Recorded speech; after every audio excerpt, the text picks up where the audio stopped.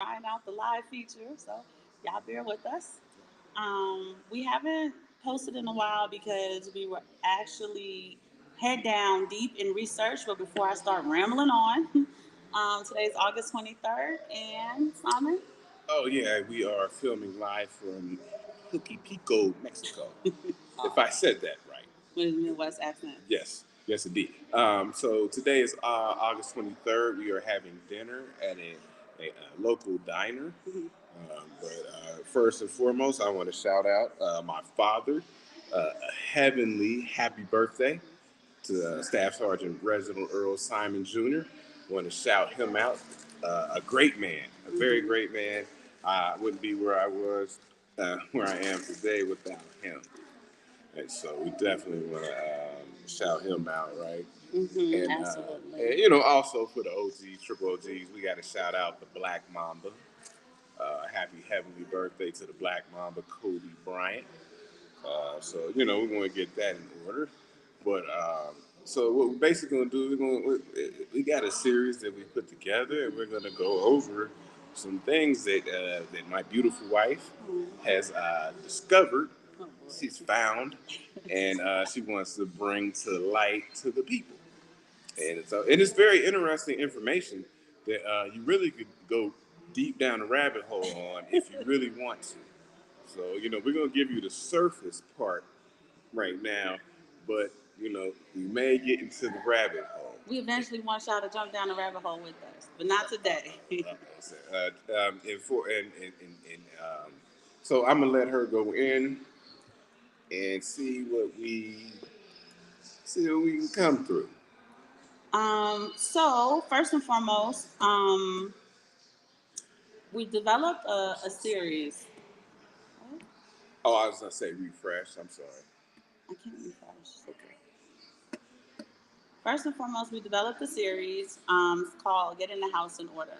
It's not even called Getting Your House in Order. It's called Getting the House in Order because there's a series of world events that are now domino effect, into something that's going to probably work and be well without the average person's control. So while you guys are on this channel, we've been talking about dollar cost averaging, get you some precious metals so you can barter with, and this and that and the third. We're now going to start to give you some world event information that you can tie to understanding why it's so important to find ways to provide safe havens for your economic energy. The energy you put in earning your money and saving it and maintaining some type of power to your purchases. Yes. Okay? So today I'm going to discuss with you guys the smart cities. Well, first let's talk about BRICS. And then I'm going to take you all the way around the block.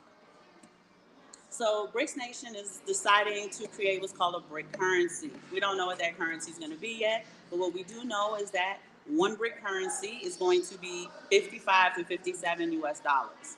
Okay. We kind of thought it was odd that our current sitting president and current vice president didn't seem to bat an eye at the news, right? Okay, interesting. The United States has never taken things lightly, right? They always come out with this great speech of resolve and how we're going to do what we can to maintain as a nation, so on and so forth. And we started to look into it, and this is how we ended up down this rabbit hole that we're going to be popping into today. So, what is happening is there's now a World Economic Forum, and there's been a World Economic Forum for some time. So, we are looking at not the beginning, but the blossoming of the one world government talked about in biblical prophecy. Now, here's the thing.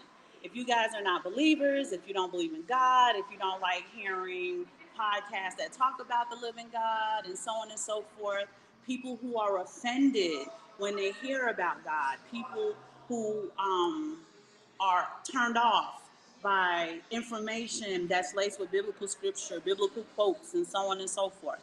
That's where all the truth is now.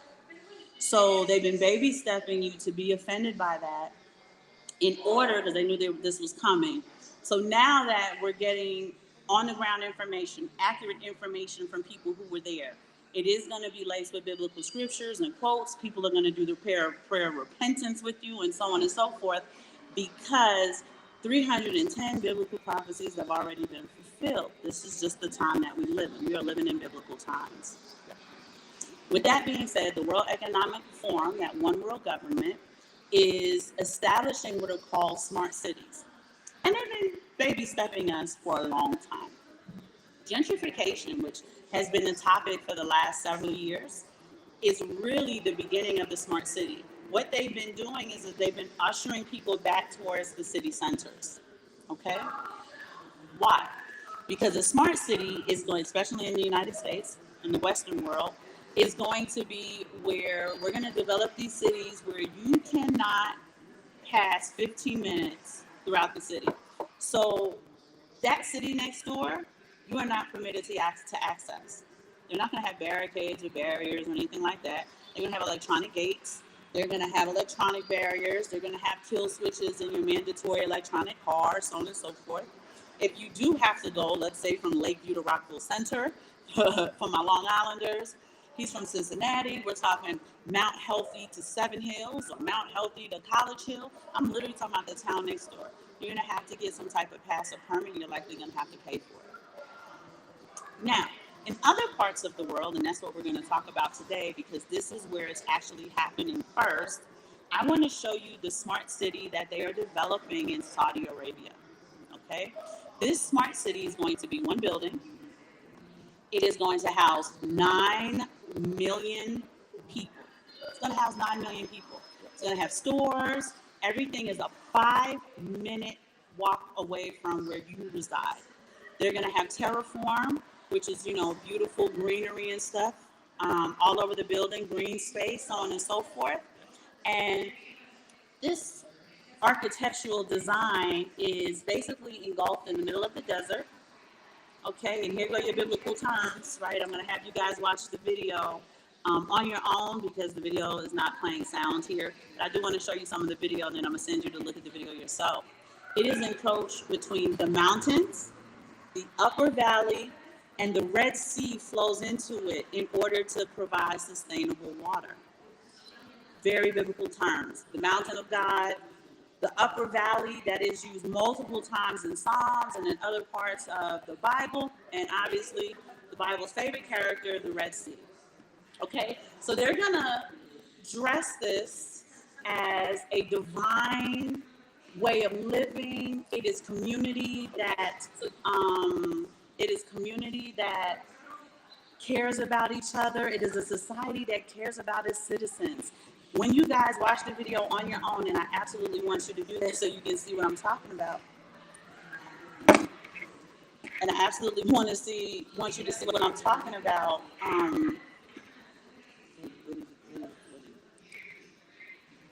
I'm sorry, y'all. We're just having a little bit of trouble here.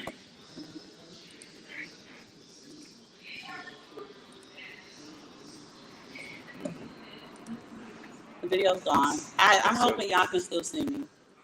But when you guys see the video that I'm talking about, I just want you to listen to the words that they use to perform that psychological, this is why I don't want to go live. Psychological what? What you say? Warfare? The video's not going anymore.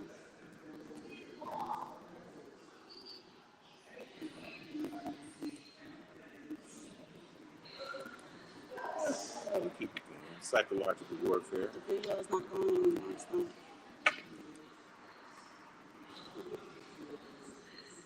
And we're having trouble with the video. Just give me 1 second, y'all, because I do want to show you the.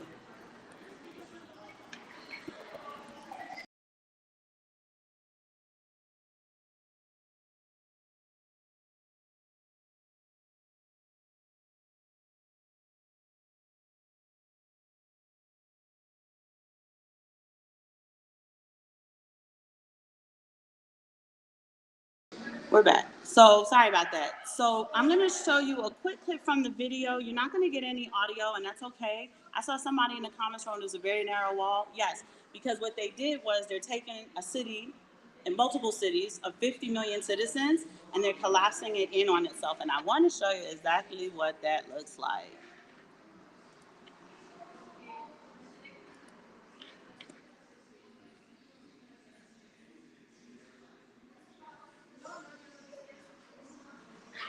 I don't know why this is giving us such a hard time today. See, y'all, we want to tell y'all the truth, and it's giving us a hard time. No worries. Anyway, I don't know. This was not giving us trouble before, but what you need to do is Google Smart City, Saudi Arabia. I think it's a 7 or 8 minute video. There's a theoretical physicist. Many of you he may be familiar to many of you, and he's going to walk you through on what that building absolutely looks like. They're going to show you how it is encased in basically the desert and water, obviously the Red Sea. So basically, it's a supermax prison. Ultimately, that's what it is. Singapore is going to have a similar smart city. Very quickly, I'm going to tell you about the smart cities in the Western world. So the smart city in the Western world, right now, this has already been passed in Oxford, England. They broke the provinces up into 6 parts, Yes. and the 6 provinces are separated by e-gates. They also have to have mandatory smart cars by I'm not sure what time period, but it's going to be heavy punitive fining if they don't have it by that date. And um, when you search smartcity.com or smartcities.com, they're going to show you multiple cute little videos, animated. Tom's on his way to work. Every single street light within that 15-minute radius from the houses where you can travel is gathering and sending information to make it convenient for you to find parking spaces, to know where you can hook up your electrical car. But basically, it's Big Brother watching you. Now, go ahead. You want to say something? No, I was just saying yes, indeed, because we always circle this back around to being about assets and arbitrage. So we're talking about our assets in these smart cities. So you want to, as far as what we are like Bitcoin, you want to definitely have your assets locked away, tightly locked away. If you are going to, kind of be slow walked into these smart cities, because they're setting you up. I mean, they're setting us all up, right? And For a so, more communist type socialism. yeah, like socialism. Some people would say Marxism. And so you want to have your assets locked up, taken care of. Definitely if you're going to have some physical assets like we talk about with physical gold and silver, precious metals, you definitely want to have those under storage where they can't get their hands on it. So this is it. I mean, they're rolling this thing out. They're rolling this thing out. They're trying to take stuff from the average Joe, right? They say Joe bag of donuts. Trying to take it from the average Joe. So we got to have our assets locked up, locked away, and you know, so that they can't get their hands on it, the greedy hands on it, right? Two, make sure that for those of you who like to dilly dally on multiple exchanges, don't keep any of your assets on an exchange. I know this is big in the crypto community. Most crypto community members yell from the rooftops, please don't keep your assets on an exchange. I saw recently, and I can't remember the name of the exchange, but 110,000 wallets were leaked. Now, I don't know if that was by accident or on purpose, right? But if the governments or corporations, because remember, this one world government is basically going to be one big nasty corporation. If they say we're going to pay you X number of millions of dollars for the wallet you have on there because we want to seize those assets, done, right? That's in their best interest to move that way. And sorry for you who had your assets on those exchanges, the accidental leaks, the rug pulls, right? It's just a way to protect yourself from. It's already risky, right? Yep. But it's just another way to mitigate some of that third party risk. Yeah, and so that's the thing. You have to be strategic. We've talked about this many times. Being strategic, having that macro view, right? Even in the Bitcoin community, when in doubt, zoom out. But even the world vision. You need to zoom out and see what's going on, see what's coming, see what they are doing, right? These things are, they're slow rolling, right? They're slow moving, hard to roll out, but they're coming. But once the ball gets rolling, it's going to crush everyone in this path. Yeah, so you want to get in front of this stuff. You want to get in front of this stuff, front run, like we used to say, front run the trades, put your money where smart money is going, and just be prepared for what is to come, and also have your family prepared, your generations behind you. We talk about generational wealth. Yes, you build generational wealth for your family, but also you have to protect them and give them knowledge on what is to come. They didn't grow up in the way we grew up. We didn't grow up like our parents. So you got to give them the game so they understand how to navigate through all this messiness. I call it messiness. What do you call it? It's a hot mess. Yeah. So with the smart city in Saudi Arabia, and the reason why I'm harping on the city is because I want to start calling it Supermax. Call it Supermax 1. Right? It's basically the Supermax prison. Supermax, the way that it's being built and the way that it's being structured. Okay. The way that it's being built and the way that it's being structured, everything's 5 minutes away. So if everything's 5 minutes away and within walking distance, where's your car? Oh, you don't have a car, right? You just don't have one. That means your travel is restricted to this building. And when you see how it's built, you'll understand the level of control that is involved within this building.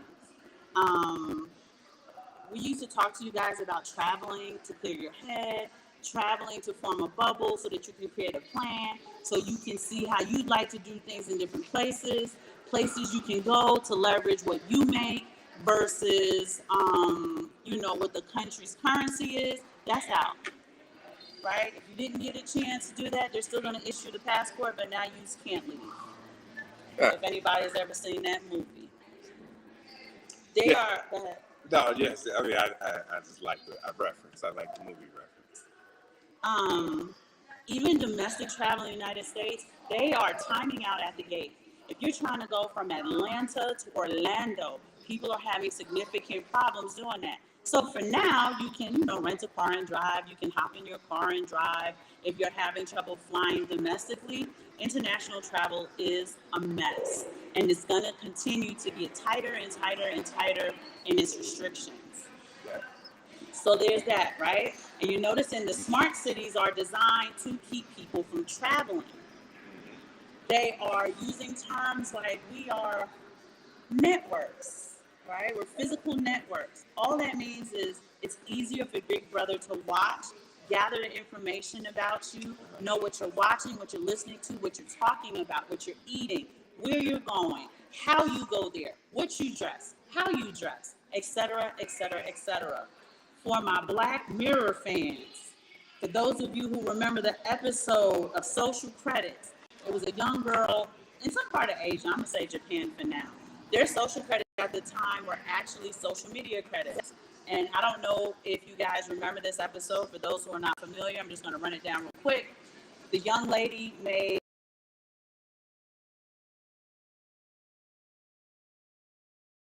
anything to eat.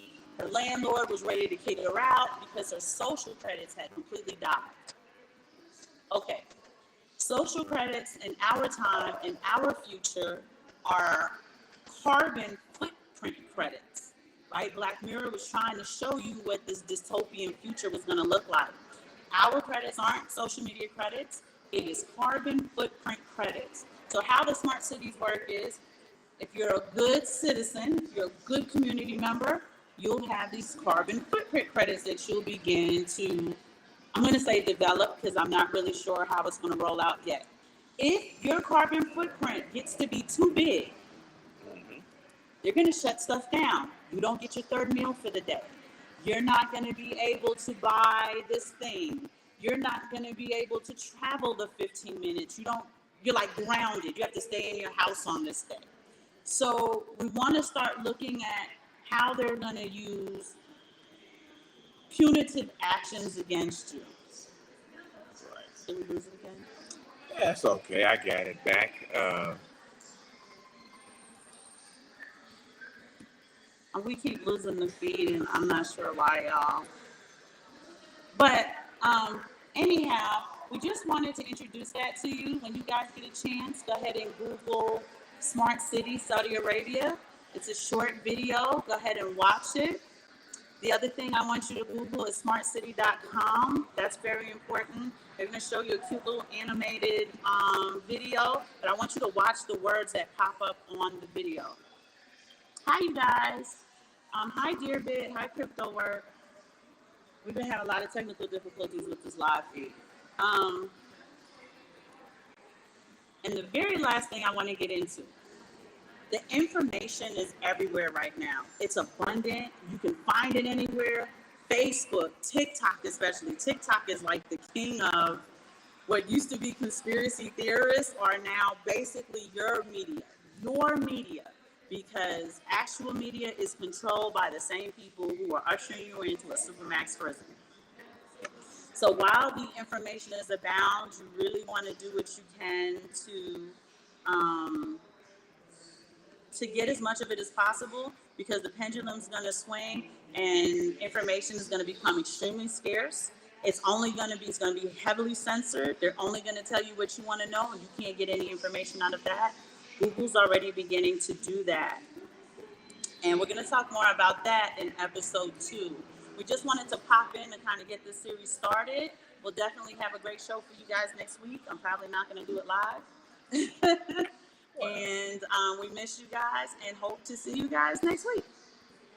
Go back to the